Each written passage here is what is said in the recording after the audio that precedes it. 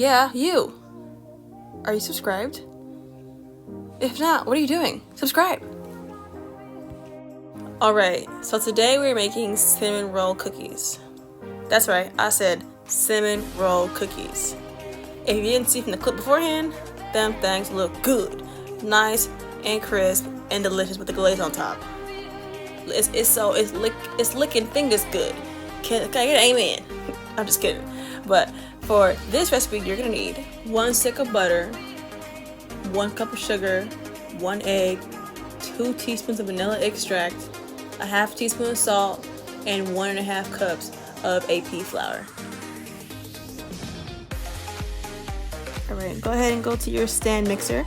If you only have a hand mixer, you can do that too. It's the same job. A lot of people prefer to use their paddle attachment, but I chose to use the whisk attachment. They both do the exact same thing. Beggars can't be choosers. But go ahead and grab your sugar, and we're going to go ahead and cream that together until it's nice and fluffy and a pale color for about 3 to 5 minutes.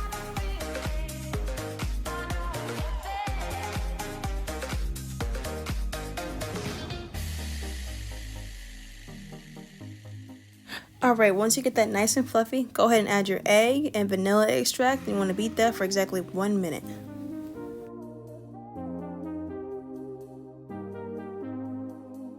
Alright, while your 1 minute timer is going, go ahead and get your dry ingredients together, which is exactly only the salt and flour.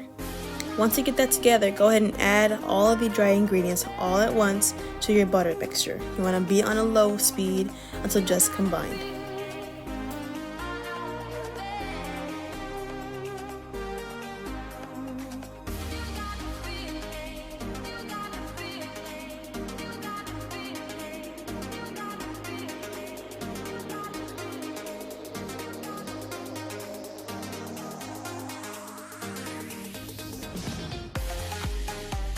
Alright, now if your dough is still kind of crumbly, that's okay. Don't freak out. Don't freak out. Now, just let your mixer beat for additional 5 to 10 minutes. It'll look just like mine after those 5 to 10 minutes. Now, just trust the process. Say it with me, trust the process. Because it's going to come out perfectly fine, because I was freaking out too. I was like, oh snap, I messed up. But everything came out just perfectly fine. But let's go ahead and grab our dough and toss it out to our surface. Alright, go ahead and grab your dough and shape it to a ball form. Please lightly flour your surface. I, for some reason, did not do this step. I don't know why, I forgot that. It's really important. But go ahead and grab your rolling pin and roll out the dough into a 9 by 7 inch rectangle. You want it to be about 1/4 inch thick.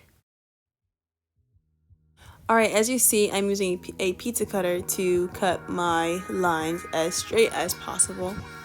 Remember, if you mess up, it's okay, because you can just seal it back together with your either excess dough that you have left over, or just use your finger and push it back together. They both do the job pretty well. Now, I chose to flip my dough over because I thought it would be smoother on the other side, minus all these fingerprints that I have on this side, but I was being kind of extra, I'm not gonna lie.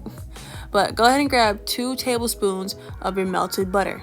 That's going to be 1 part of our filling. Make sure it's nice and cooled down before you use it. Alright, I need you to spread the butter over the entire thing. Once you get that done, get a separate bowl and combine 1/4 cup of granulated sugar and 1 tablespoon of ground cinnamon. This is going to be the filling to our dough to give us that cinnamon roll cookie taste. Alright, go ahead and sprinkle the sugar mixture over the buttered dough. Once you finish that, start working slowly to begin to roll the dough tightly along the 9-inch side. If some bits start sticking or cracking, just press them back together. It's okay, and keep rolling.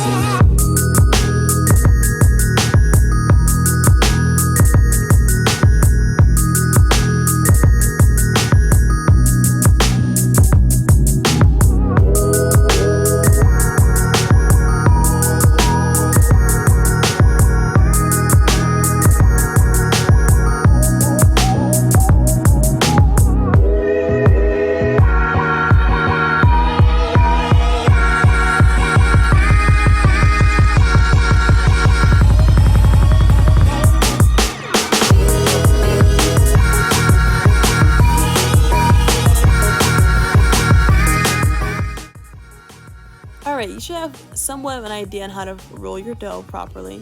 If not, it's okay, it was not easy. You want to roll your dough into some saran wrap and we're going to place it into the fridge for at least 2 hours. Now for me, I was not confident that I rolled my dough as tight as possible, so I grabbed my paper towel roll that I just finished recently and I cut a straight line into it and slid my dough in there to get that nice roll shape, because I want these cookies to be perfect. Alright, go ahead and preheat your oven to 350 degrees Fahrenheit. Now while that's preheating, go ahead and remove your dough from the refrigerator. You want to cut your dough into 1/2 inch thick slices and place about 2 inches apart of them on the baking sheet. Now for some reason I was not paying attention, and some of my doughs are half of an inch thick and some of them are a little bit too thick. Now I'm not perfect, but I shoot to be perfect because I'm reshooting you guys a video, but stuff happens, it's okay.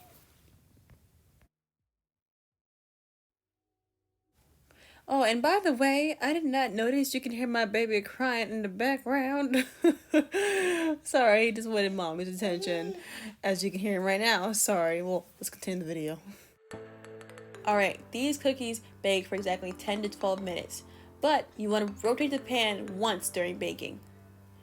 Once they come out the oven, allow them to cool for 5 minutes on the baking sheet before transferring to a wire rack to cool. Look at these cookies. They look so good. They're holding the swirl form that they should represent the cinnamon roll cookies. If your cookie looks just like mine, good job. If not, it's okay. Now let's get started on this icing. Alright, for the icing you're going to need 1 cup of powdered sugar, 3 tablespoons of milk, and a splash of vanilla extract. I'm not gonna lie, for the rest of this video you're gonna hear my son because he will not stop laughing. I tried to shoot this video for 2 weeks straight, and I've just accepted the fact that he's gonna be in all the videos now. Alright, once the glaze has set, your cookie should look just like mine. Bomb is all I gotta say. These cookies I will be making in my own pastry shop once that day comes. Like, look at them. Finger looking good. Now, if you made it toward the end of this video, first of all, thank you. Now like, comment, subscribe, and I'll see you next time.